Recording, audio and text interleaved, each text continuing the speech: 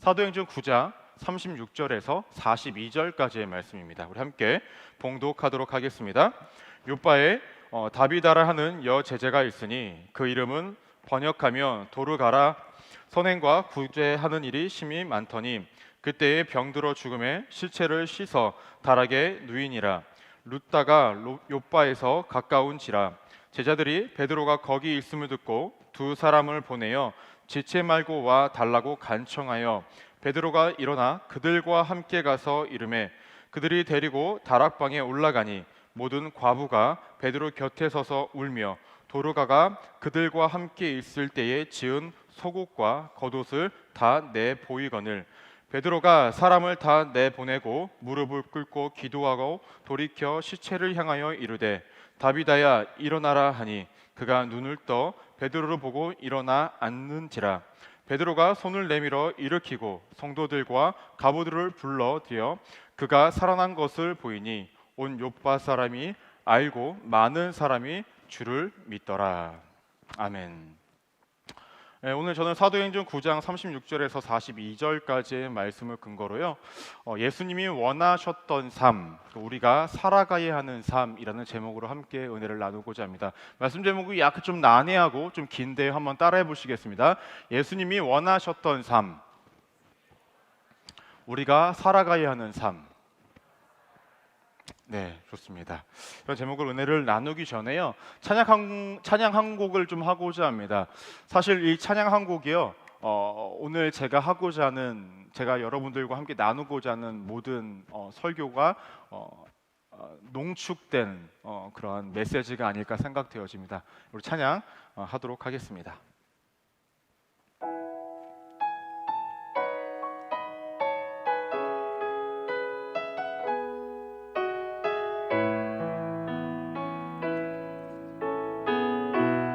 삶의 작은 일에도 삶의 작은 일에도 그 맘을 알기 원하네. 그 좁은 길로 가기 원해. 나의 작음을 알고 그분의 크심을 알며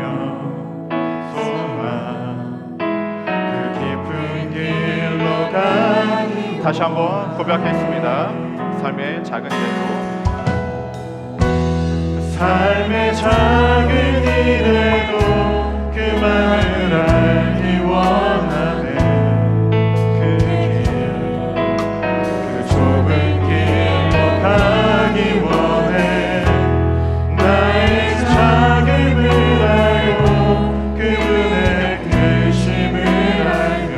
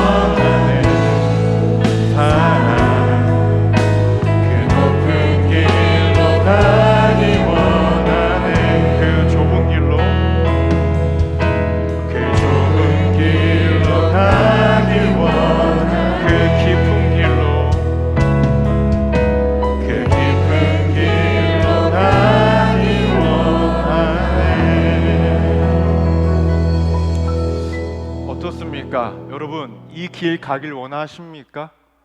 저는 저와 함께 여러분들이 이 길을 가기를 소망합니다. 때문에 오늘 말씀의 제목이 예수님이 원하셨던 삶, 그리고 우리가 살아가야 하는 삶이라는 제목으로 말씀 제목을 정했습니다. 오늘 말씀은요, 사도행전 9장 32절부터 시작해서 43절까지의 말씀을 나누고자 합니다. 어떻게 보면 길지 않은 본문 가운데서요, 굉장히 많은 이야기들이 언급되어지고 있습니다. 지난주에 우리가 함께 나눴던 말씀의 주인공은 사울이었다라고 한다면, 오늘부터의 주어지는 말씀 가운데의 말씀의 주인공은 베드로입니다. 베드로가 본격적으로 활동을 하는 그 이야기가 사도행전 11장까지 언급이 되어집니다. 하지만 오늘은 9장 32절부터 43절까지의 말씀을 나누고자 합니다. 혹시 집에 가서 묵상하실 분들은 한번 처음부터 끝까지 함께 묵상하시면 너무나 좋을 것 같습니다. 오늘 말씀을 보시면요, 저는 이러한 것들을 여러분들과 나누고자 합니다. 예수님이 이미 보여주셨던 삶을 베드로가 그대로 실천하며 살아갑니다. 그 실천하는 베드로의 모습이 우리의 모습이 되기를 소망한다는 것입니다. 더 나아가서 베드로를 통해서 많은 사람들이 변화가 되어집니다. 우리 모두가 베드로가 되어줬으면 좋겠지만, 몇몇은 베드로와 같은 삶을 살아갈 테지만, 대부분의 사람들은 베드로가 행하는 그런 메시지를 받아들이는 삶을 살아갈 것입니다. 그 메시지를 받아들였을 때에 변하는 삶, 그것이 또 우리의 삶이 또 되어지기를 소망한다는 것입니다.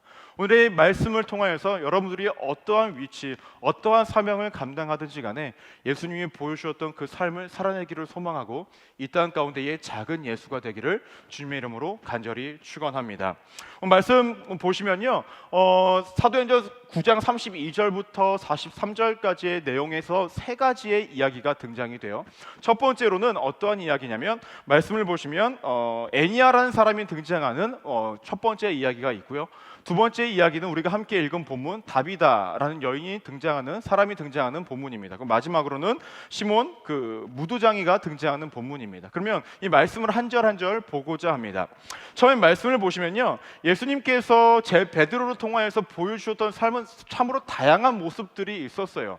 어떠한 모습들이 있었냐면은 사람을 살리신 것도 있었고, 사람을 고치신 것도 있었고, 병을 고치고, 그다음에 귀신 들린 자를 고치고, 많은 사람들을 품고 이해했던 모습들이 너무나 많이 있었다는 것입니다. 오늘 말씀을 우리가 눈여겨보면요, 베드로가 그러한 일을 감당하고 있다는 것을 알 수 있습니다. 그러면 오늘 이 말씀의 스토리 가운데서 우리가 기억해야 할 첫 번째가 있습니다. 그것이 무엇이냐면, 우리가 기억하고자 하는 첫 번째는 예수님은 우리들의 인생을 변화시키길 원하신다라는 거예요. 한번 따라해 볼까요? 예수님은 우리들의 인생의 변화를 원하십니다. 사도행전 9장 31절 말씀을 보시면요, 베드로가 여기저기 복음을 전파하다가요 루다에 도착했다라고 이 말씀을 하고 있습니다. 근데 때마침 루다에는 애니아라는 사람이 살고 있었대요. 근데 그 사람을, 애니아라는 사람을 어떻게 설명을 하고 있었냐면요, 사도행전 9장 33절 말씀을 보시면 이렇게 언급을 하고 있습니다. 중풍병으로 침상 위에 누운 지 8해라라고 얘기합니다. 한마디로 8년 동안의 시간 동안에 중풍병으로 누워있던 사람이 애니아라는 사람이었다라는 거예요. 여러분들이 만약에 오랜 동안 병상에 누워있던 사람을 마주하게 된다면 그 사람에게 어떠한 말을 하시겠습니까? 제가 교구장으로서도 그 사역을 감당하다 보니까 오랜 시간 동안 지병을 갖고 계신 우리 권사님들과 나이 지긋하신 분들이 많이 계세요. 그분들에게 항상 이야기하는 것이 있습니다. 권사님, 제가 기도하겠습니다. 권사님, 고침 받을 거예요. 하나님이 도와주실 거예요. 이런 위로의 말들을 많이 하곤 합니다. 그리고 실제로 기도도 하곤 하지요. 근데 그것이 사실 전부입니다. 일하실 것은 하나님이 일하시겠지요. 근데 오늘 말씀을 보면요, 베드로가 이 애니아라는 사람에게 가서 특별한 말을 합니다. 무슨 말을 하냐면, 사도행전 9장 34절 말씀을 보시면 이렇게 언급을 합니다.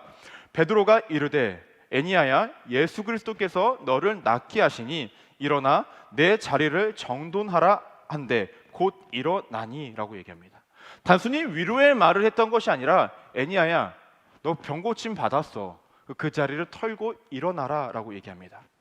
참으로 재미있는 것은요, 자신이 예수님의 제자로서의 권위도 분명히 갖고 있었을 텐데, 자신의 권위를 내세웠던 것이 아니라 예수 그리스도의 권위를 내세웁니다. 그럼 뭐라고 얘기했냐면, 예수 그리스도께서 너를 낫게 하시니 라고 이야기를 합니다. 이 말뜻은 무엇일까요? 십자가에서 죽으시고 부활하신 그 예수님이 너를 낫게 하기를 원하신다라는 것입니다. 보다 더 디테일하게 이야기를 하냐면 이 말의 뜻은 무엇이냐면 첫 번째로 예수님은 죽으신 것이 아니라 죽으시고 부활하신 분이다, 지금도 살아계시다라는 것을 전제로 이야기를 하고 있다는 거예요. 죽은 사람이 이야기한들 그 말이 무슨 의미가 있겠습니까? 아무런 의미가 없다는 거죠. 때문에 베드로는 이야기합니다. 내가 지금 고백하고 내가 권위를 높여드리는 그 예수 그리스도는 지금도 살아계셔서 너를 낫게 하기를 원하신다, 그리고 너를 지금 낫게 하실 수 있는 분이다 라는 고백이 이 속에 포함이 되어져 있는 것입니다. 더 나아가서 어떠한 고백을 하고 있는 것이냐면 예수님께서 너를 낫게 하기를 원하신다 라고 이야기를 하고, 더 나아가서 그런 예수님을 너를 낫게 하실 수 있다 라는 표현이 여기에 다 함축적으로 포함이 되어져 있다는 것입니다. 그러면 이 고백을 베드로가 어떻게 할 수 있었을까라는 거예요. 자신이 예수님과 함께 지내온 그 예수님의 공생의 기간 동안 옆에서 봐왔던 거예요. 예수님의 죽음과 부활을 옆에서 봐왔던 거예요. 예수님께서 분명히 명령하신 보혜사 성령을 보내준다라는 그 경험을 직접 누가? 베드로가 했다는 거예요. 때문에 그러한 경험을 바탕으로 그 경험을 의지하며 베드로는 이 같은 고백을 할 수 있었다는 것입니다. 근데 여기까지만 보면 그렇게 특별한 것 같지 않아요. 왜냐? 성경을 보면은 아픈 자들을 고친 사건들은 굉장히 많이 등장을 합니다. 죽은 자를 살린 사건들도 여러 번 등장하기 때문에 그렇게 대단한 사건은 아닌 듯 보입니다. 근데 말씀을 자세히 보시면요, 애니야야 일어나라라고 이야기를 한 다음에 뭐라고 말씀하냐면 내 자리를 정돈하라 한대라고 이야기를 합니다.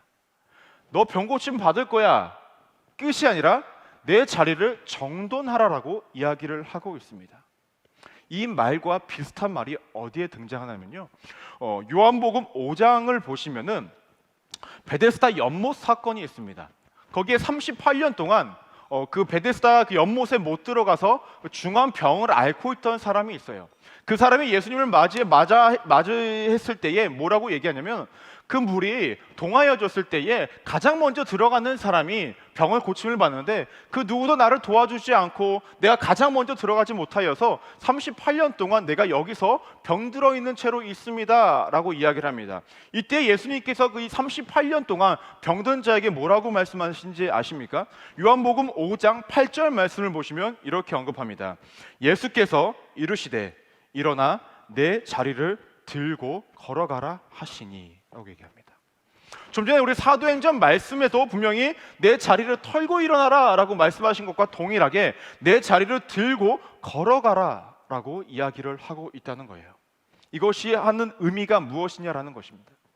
지난 38년 동안 병들었던 사람, 지난 8년 동안 병들었던 사람, 이 두 사람들의 공통적인 특징이 무엇입니까? 오랜 시간 동안 병을 달고 살아왔던 인생이었다라는 거예요.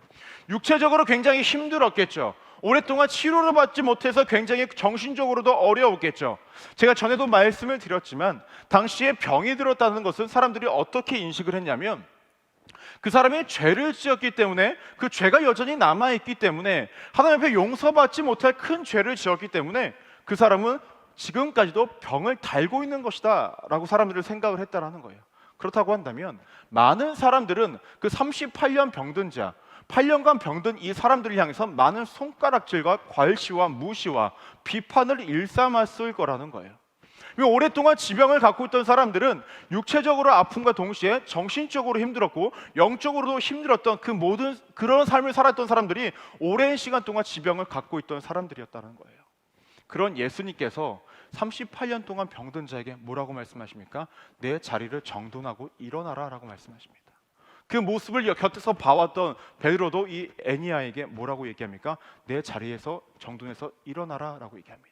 이 말뜻은 무엇인지 아십니까? 내 병을 고치는 것뿐만 아니라 38년 동안, 지난 8년 동안 내가 아픔을 겪어왔던 그 모든 삶들을 이제 다 훌훌 털어버리고 일어나라라는 거예요. 단순히 눈앞에 있는 병만 고쳐주기를 원했던 것이 아니라 예수님도 그랬고 예수님의 제자인 베드로도 그랬고 지금까지 오랜 시간 동안 마음에 있었던 그 모든 상처가 치유되기를 소망했고, 앞으로도 더 나아가서 그 사람들이 살아가는 데 있어서 예수님이 고치심과 베드로를 통해서 이루었던 그 치료하심을 통하여서 그들의 삶의 정과는 완전히 달라지기를 원하셨다라는 것입니다. 우리는 인생을 살아가면서 하나님 앞에 간절히 간구를 합니다. 내 힘든과 어려움을 하나님 앞에 기도를 하지요. 왜? 내 문제 때문에, 내 눈앞에 있는 어려움 때문에. 그것이 틀린 것이 아닙니다. 하지만 하나님께서 진정으로 원하시는 건 우리가 지금 겪고 있는 눈앞에 있는 단순한 그 어려움만을 해결하시길 원하시는 것이 아니라, 그 어려움으로 통하여서 우리가 겪어왔던 그 마음의 슬픔과 아픔과 그 우리의 지나왔던 모든 삶들을 송두리째 변화시키시길 원하시는 것이 하나님의 마음이라는 것입니다. 근데 우리는 항상 어떻게 합니까? 그 눈앞에 있는 것들만 해결해 주시기를 원할 때가 많이 있다는 것이죠. 저 여러분들이 변화여지기를 소망합니다. 기억하기를 소망합니다. 무엇을? 하나님은 우리의 모든 삶의 영역을 다 변화시켜 주길 원하시고 변화시켜 주신다라는 거예요. 그렇게 예수님은 38년 된 병자를 그렇게 고치신 것이고, 베드로는 이 8년 된 이 에니야를 그렇게 고쳐 주셨던 것입니다. 이러한 고침이 이 시대에는 안 일어날까요? 아니요, 여전히 일어납니다. 여러분들의 힘듦과 어려움의 그 눈앞에 있는 단순한 앞에 있는 것들 고치시는 것이, 해결하시는 것이 어려운 것이 아니라, 하나님이 여전히 우리에게 응답하지 않고 기다리시고 있는 그 이유는 너희가 당하고 있는 그 삶의 모든 자리의 영역을 내가 바꿔주기를 원하는데 아직까지는 너희가 그것까지를 원하지 않고 있기 때문에 하나님께서는 기다리고 계시는 것지도 모른다라는 거죠. 응답의 때가 언제인지 알지 못한다라고 우리가 이야기를 합니다. 그렇다면 이렇게 기도해 보십시오. 하나님, 내 눈앞에 있는 어려움의 해결뿐만 아니라 이 어려움으로 인해 내가 눌린 나의 삶까지도 고치길 원하신다면 그때가 지금이오니 하나님, 나를 변화시키시고 나의 생각과 나의 마음과 나의 모든 삶의 환경까지도 하나님 송두리째 변화시켜 주십시오. 나는 그것을 갈망합니다 라는 고백을 우리가 할 수 있다고 한다면 하나님 일하신다라는 거죠. 여기서는 분명히 제가 아까 말씀드린 것처럼 예수님의 제자였던 베드로의 역할을 감당하시는 분이 있으실 것입니다. 그렇다고 한다면 담대하게 선포하십시오. 여러분들이 베드로의 입장이라고 한다면, 하나님, 내 옆에 힘들어하고 어려워하는 내 옆에 있는 지체들, 내 형제 자매들을 위해 내가 간절히 기도합니다. 이 사람을 내가 축복합니다. 하나님, 이 사람의 눈앞에 있는 어려움만 해결해 주시는 것이 아니라 이 사람이 이 어려움을 통하여서 겪었던 그 마음의 상처와 삶의 모든 환경들도 고쳐 주십시오. 이 사람이 이 모든 자리를 털고 일어날 수 있도록 해 주십시오 라는 고백이 여러분들의 입술을 통하여서 선포되어지기를 소망합니다. 이 고백을 받아야 되는 입장에 있습니까? 에니야 38년 된 병자의 입장에 있습니까? 그렇다고 한다면 여러분, 그 자리에서 일어날 준비를 하십시오. 더 나아가서 그동안 함께 했었던 힘들고 어려웠던 삶의 모든 자리를 털어버리고 일어날 준비를 하시라는 거예요. 눈앞에 있는 문제 해결되었다고 좋아하는 것이 아니라 삶을 송두리째 바꿔가시는 그 하나님을 기대하며 믿음으로 일어서시는 삶을 살아가는 우리 믿음의 청년들 되시기를 주님의 이름으로 축원합니다. 다음으로 우리가 기억해야 할 것이 있습니다. 그것이 무엇이냐면요, 두 번째로 예수님은 죽은 자들을 살리기를 원하셨다라는 거예요. 우리가 함께 읽은 본문을 보시면 다비다라는 사람이 등장을 합니다.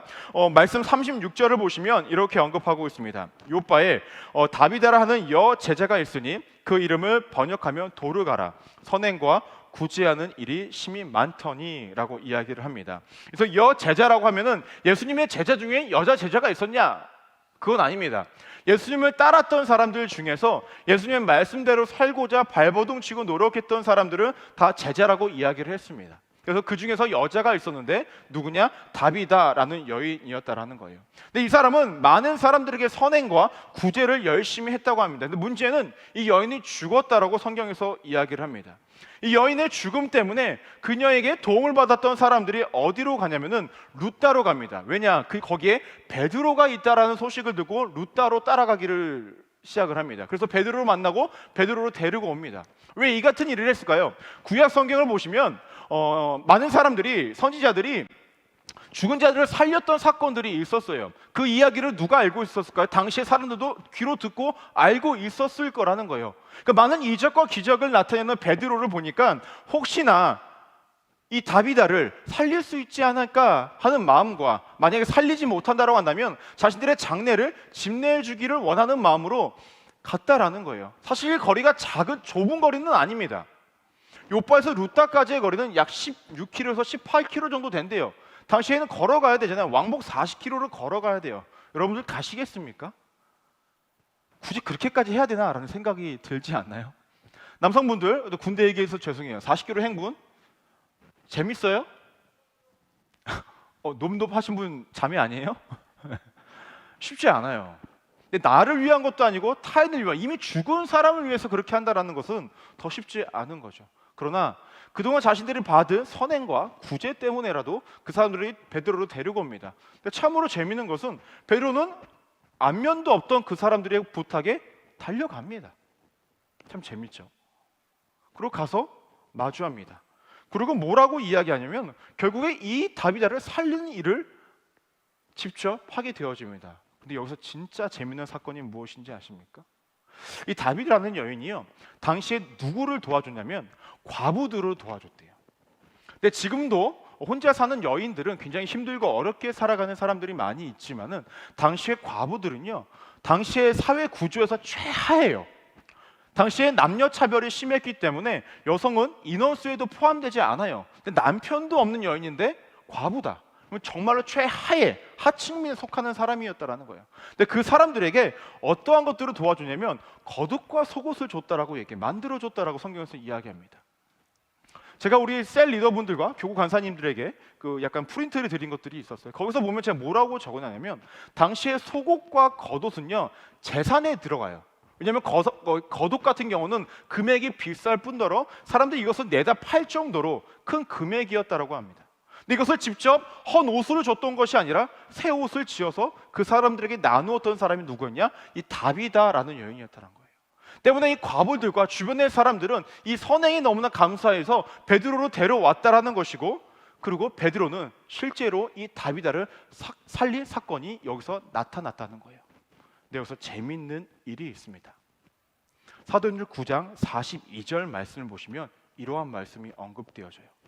온 요파 사람이 알고 많은 사람이 주를 믿더라 라고 이야기합니다. 역으로 보면 많은 사람이 주를 믿지 않았던 상황이었다는 거예요. 제가 왜 이런 말씀을 드리냐면요, 분명히 다비다라는 여인은 많은 선행과 구제를 했다고 했습니다. 많은 사람들은 선행과 구제를 받은 사람들이었어요. 그런데 많은 사람들은 예수 그리스도를 믿지 않은 상황이었다라는 거예요. 한마디로 선행과 구제가 복음과 연결되지는 않는다라는 거예요. 요즘 교회들에서 많은 단체들에서 구제 사역을 많이 합니다. 너무나 좋은 일이죠. 선한 영향력을 끼치는 건 너무나 좋고 바른 행동인 건 맞습니다. 하지만 그 구제 사역이 영혼을 살리지는 못한다라는 거예요. 영혼을 살릴 수 있는 도구는 될 수 있지만 영혼을 살리지는 못한다는 것입니다. 때문에 베드로가 어떠한 이유인지 모르지만 이 다비다를 살리기 위해서 온 발걸음을 통해서 다비다를 살렸을 뿐만 아니라 다비다를 살림으로 통해서 누구로 살렸습니까? 많은 사람들의 영혼까지도 살렸다라는 거예요. 하나님은 그것을 계획하신 것입니다. 베드로가 한 여인을 살림으로 통해서 많은 영혼들을 살리는 것, 이것이 하나님의 계획, 예수 그리스도의 계획이었다라는 거예요. 이 땅 가운데서도, 우리가 살아가는 이 시대 가운데서도 하나님은 여러분들에게 이러한 사명을 주셨고 이러한 일을 감당하기를 원하신다라는 것입니다. 이 같은 일을 누가 하셨습니까? 예수 그리스도도 하셨어요. 죽은 나사로가 살아났다네. 죽은 나사로를 살린 사건이 있었죠. 베드로도 누구를? 다비다를 살림으로 통해서 많은 사람들을 죽게 데리고 오는 역할을 감당했다는 것입니다. 지금 이 자리에 있지만 우리의 영혼이 죽으신 분들도 있을 것입니다. 주를 도저히 바라볼 수 없는 분들이 있을 수도 있습니다. 그렇다고 한다면 오늘 이 설교가 여러분들에게 하나님이 부르시는 콜링이라는 거예요. 난 너를 살리기를 원한다. 너가 마음을 열고 받아들여라. 그들이 주를 믿더라라고 이야기했던 건 그들이 의지적으로 주를 믿었다라는 거예요. 지금 내 마음 가운데에 내 육체는 여기 와 있지만 내 심령은 하나님을 믿지 못하는 상황 가운데 놓여졌다고 한다면 당시에 죽은 영혼들과 뭐가 다를 바가 있는가라는 거죠. 그렇다고 한다면 오늘 이 시간이 여러분 살아날 수 있는 기회라는 것입니다. 하나님 오늘 여러분들을 부르십니다. 그리고 여러분들에게 요청하십니다. 너가 나를 믿기를 원한다. 내가 너를 살리기를 원한다라는 것입니다. 그렇다고 한다면 저는 여러분들에게 이 시간 베드로의 역할을 감당하고 있는 거겠죠. 또 여러분들이 여러분들의 삶의 자리에서 하나님을 모르는 사람들에게 이와 같은 복음을 전하고 있다고 한다면 여러분들도 베드로의 사명을 감당하고 있다는 것이죠. 어느 자리에 있든지 간에 어떠한 역할을 감당하고 있든지 간에 전 여러분들이 영혼을 살리는 역할을 감당하기를 소망합니다. 그것이 우리가 이 땅 가운데 살아가야 할 이유이며 살아가야 할 목적이라는 것이죠. 베드로는 그것을 하고 싶었겠습니까? 아닙니다. 하기 쉽지 않았다라는 거죠. 근데 문제는 압도적으로 그리스도를 경험했고 압도적으로 하나님의 일하심을 했기 때문에 이것을 감당하지 않을 수가 없었어요. 여러분들도 분명히 영혼의 구원을 받았고 하나님의 자녀임에도 불구하고 이러한 마음이 도무지 들지 않는다라고 한다면 여러분들의 신앙 상태를, 여러분들의 영적 상태를 되돌아보시기를 바랍니다. 제가 전에도 말씀을 드렸죠. 여기서 우리가 로또에 당첨이 돼요. 자랑하고 싶어요, 안 하고 싶어요? 안 해야 되는 건 알지만 하고 싶어요. 너무나 좋으니까. 근데 만약에 여러분들이 정말로 구원받은 것이 그만큼의 가치가 있다고 한다면 자랑하고 싶을까요? 안 하고 싶을까요? 자랑하고 싶겠죠. 여기서 누가 만약에 아이패드를 샀어요. 자랑하고 싶을까요? 안 하고 싶을까요? 나만 좋아하는 거야 아이패드? 오래 써가지고 오래 그래요. 들으시는 분이 한 분 계실 텐데 사주셔도 됩니다. 누군지 대략 짐작이 가시죠? 믿음으로 기도하고 있습니다. 그래요. 내게 주어진 어떤 기쁜 일이 있다면 전하고 싶어요. 알리고 싶어요. 자랑하고 싶어요. 근데 그것이 여러분 복음이 아니라고 한다면 여러분들의 삶의 복음의 가치가 없다는 거예요. 예수 그리스도를 향한 여러분들의 마음이 크지 않다라는 거예요. 되돌아보시기를 바랍니다. 그리고 예수님이 하셨듯이 또한 베드로가 했듯이 우리도 그러한 삶을 살아내자라는 거예요. 베드로가 특별한 사람이었습니까? 아니잖아요. 예수님을 시원하게 팔아먹었던 사람이에요. 아닙니까? 적어도 우리는 예수님 시원하게 팔아먹지는 않고 있잖아요. 우리가 조금 더 시작점이 더 나았다라는 거예요. 근데 현재 우리의 위치와 우리의 마음과 우리의 영적 상태는 그렇지 않다라는 거죠. 예수님이 원하셨던 우리의 삶은 그러한 모습입니다. 무조건 살아내십시오. 영혼 살리는 일에 발버둥 치십시오. 그리고 그 복음이 자랑이 되십시오. 전하지 못하면 마음에 답답함이 생길 정도로, 조급함이 생길 정도로 그렇게 가치 있는 것으로 여기시기를 바랍니다. 그래서 우리의 삶 가운데 항상 하나님의 은혜와 하나님의 축복이 가득 채워지기를 주님의 이름으로 축원합니다. 마지막으로 우리가 기억해야 할 것이 있습니다. 그것은 무엇이냐면요, 예수님은 모순된 신앙을 버리기를 원하셨다라는 거예요. 모순된 신앙을.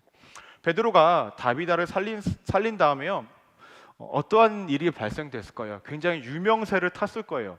제가 만약에 여기서 사람을 하나 살려요, 저 어떻게 될까요? 여기저기서 막 그냥 설교해달라고 막 올 거예요, 그렇죠? 막 그리고 여기저기 사람 살려달라고 병원에서 막 요청이 올 거예요. 그러면은 사람들이 많은 요청이 있으면은 많은 대접을 받을 수 있는 위치에 있겠죠. 오늘 말씀 43절을 보니까요, 이렇게 언급을 합니다. 베드로가 요바의 여러 날에 시몬이라 하는 무두장이의 집에 머무니라라고 얘기합니다. 무두장이라는 사람은요, 죽은 가축을요 잡아다가 가죽 제품을 만드는 사람이에요. 근데 당시에 그 죽은 사체를 마주하는 사람들은 부정한 사람들로 여겼어요. 그 사람이 거하는 집, 그 사람이 만지는 것, 그 사람이 먹는 것, 그 사람이 옷에 걸치고 있는 무엇인가, 그 모든 것들은 다 부정하다 여겼어요. 근데 베드로가 이 무두장이의 집에 거합니다. 사람들의 인식 가운데는 어떻게 됐을까요? 왜 베드로가 저런 데 거할까? 베드로도 부정해졌다라는 생각을 할 수도 있었겠죠. 근데 참으로 재밌는 사실이 있습니다. 여러분들 가죽 제품 쓰시나요? 안 쓰시나요? 일반 천 제품하고 가죽 제품하고 디자인은 똑같아요. 그럼 어떤 것이 더 비싸요? 가죽이 더 비싸죠. 왜냐? 가죽이니까. 그렇죠? 더 비싸요. 당시의 사람들도 가죽을 더 선호했다라는 거예요. 분명히 무두장이가 만든 손을 댄 그 모든 것들은 다 부정하다 여기면서 정작 무두장이가 만든 그 가죽 제품을 선호하면서 살아갔던 사람들이 당시의 사람들이라는 거예요. 굉장히 모순적이지 않습니까? 그 사람은 부정하다 여기고 만지는 모든 것들은 부정하다 여겼으면서 그 사람이 만든 가죽 제품을 너무나 좋게 여기고 소중하게 여기고 있었다는 거예요. 베드로는 일부러 이 무두장이의 집에 거한 것입니다. 왜? 너희들의 유대인들, 당시의 사람들의 그 모순적인 삶의 태도를 바꾸기를 원했다라는 거예요. 요즘에 이런 말들을 많이 하죠. 내로남불이라는 말. 내가 하면 로맨스, 남이 하면 불륜이라는 말을 하죠. 무슨 말입니까? 타인에게는 되게 박하게 생각하고 나에게는 굉장히 광대한 인생으로 여기면서 살아가는 것을 의미합니다. 우리가 신앙생활을 하면서 이러한 모습들이 굉장히 많이 있다는 거예요. 나는 리더니까, 나는 뭐니까 해도 괜찮고 너는 안 돼라고 여기는 것들이 굉장히 많이 있다는 거예요. 근데 참으로 재밌는 것이 무엇인지 아십니까? 누가복음 19장을 말씀을 보시면 예수님도 누구의 집에서 주무시는지 아세요? 거하시는지 아세요? 삭개오라는 사람의 집에 거해요. 당시 삭개오는 세리예요. 사람들이 부정하게 여기고 사람들이 피하는 사람 부류 중에 한 사람이었다는 거예요. 부정하게 여긴 사람이었었는데 예수님도요 거기에 집에 거해요. 사람들은 다 의아하게 생각하죠. 왜 부정한 저 사람의 집에 거하시는 것일까라는 생각을 했다는 거예요. 근데 그 일을 누가 합니까? 베드로도 동일하게 해요. 그 이유는 무엇입니까? 너의 모습 가운데에 모순적인 삶을 살아가고 있다고 여겼기 때문에 그렇습니다. 우리 너무나 마찬가지입니다. 우리가 신앙생활을 하면서 하나님 믿는다라고 하면서 자신 나름대로 선을 그어요. 이 정도는 괜찮겠지. 그리고 그 정도 선에서만 신앙생활을 합니다. 그리고 교회 나와서 울어요. 그 남들에게 보여줄 때 제법 괜찮은 신앙인으로 살아요. 굉장히 모순적이죠. 사회생활할 때 정말로 개판 5분 전으로 삽니다. 그러면서 교회 나와서 제법 괜찮은 모습들로 살아가고 있다는 거예요. 굉장히 모순적이라는 것입니다. 내면과 겉이 다른 신앙생활을 살아가고 있는 우리의 모습들이 발견되고 있다고 한다면 오늘 말씀을 기억하십시오. 베드로는 우리 삶 가운데 모순적인 태도를 꼬집고 있습니다. 신앙인으로서 걸어야 할 앞과 뒤가 똑같은 마음과 행동이 동일한 모습을 보여주기를 원하고 그 모습이 바른 길로 가기를 원하기 때문에 베드로는 이와 같은 행동을 인위적으로 했다는 것이죠. 마치 예수님이 보여주셨듯이 말입니다. 여러분들은 어떠한 삶을 살아가기를 원하십니까? 모순이 가득한 인생 가운데 이러지도 저러지도 않는, 한 발은 세상에 한 발은 교회에 두고 이도저지 않은 삶을 살아가길 원하십니까? 예수님은 그런 삶을 우리에게 요구하지 않으시고 요청하지 않으셨습니다. 또 그런 삶을 살지 않기를 원하신다라는 겁니다. 예수님이 원하셨던 삶은 명확합니다. 그 모습을 베드로가 보여줬고 베드로를 통해서 메시지를 통해서 우리에게 명확하게 보여주고 있다는 것입니다. 기억하십시오. 예수님은요 우리의 삶은 송두리째 변화시키시길 원하시는 분이라는 거고 우리의 영혼과 우리의 모든 문제를 살리시기를 원하신다라는 거예요. 더 나아가서 예수님께서는 우리의 삶 가운데 모순된 모든 것들이 버려지기를 원하셨다라는 것입니다. 오늘의 말씀 한번 묵상해 보시기를 바랍니다. 나에게 어떠한 이야기를 하시는지 말입니다. 쉽지 않은 삶일 것입니다. 예수님을 따라가는 인생, 예수님 보여주신 인생, 우리가 그대로 살아가는 인생은 정말로 참으로 쉽지 않습니다. 하지만 기억해야 할 것은 인간이라고 못하는 것이 아니었다라는 거예요. 베드로는 그걸 그대로 재현하였고 우리에게 보여주고 있었다는 것이죠. 베드로만 이적과 기적을 나타낼 수 있을까요? 아니요, 우리도 가능합니다. 우리에게 그만한 믿음이 있다면. 베드로만 그렇게 주변 사람들을 향해서 헌신하면서 살아갈 수 있었을까요? 아닙니다. 우리도 그렇게 살아갈 수 있습니다. 우리도 동일한 인간이기 때문에 그러합니다. 다만 여러분들의 믿음과 여러분들의 마음이 어디에 있는지가 너무나 중요하다는 것입니다. 어디에 서 계십니까? 단순히 눈앞에 있는 문제 해결만을 받기 위해 하늘 바라보고 있는 사람들입니까? 아니면 문제 해결은 기본이요, 하나님이 주신 사명을 감당하기 위해 오늘도 뛰고 있는 사람들입니까? 여러분들이 저와 함께 뛰기를 소망합니다. 그리고 세상 가운데서 그렇게 승리하기를 소망하고 승리하는 인생으로 하나님의 제자로서의 삶을 감당하기를 소망합니다.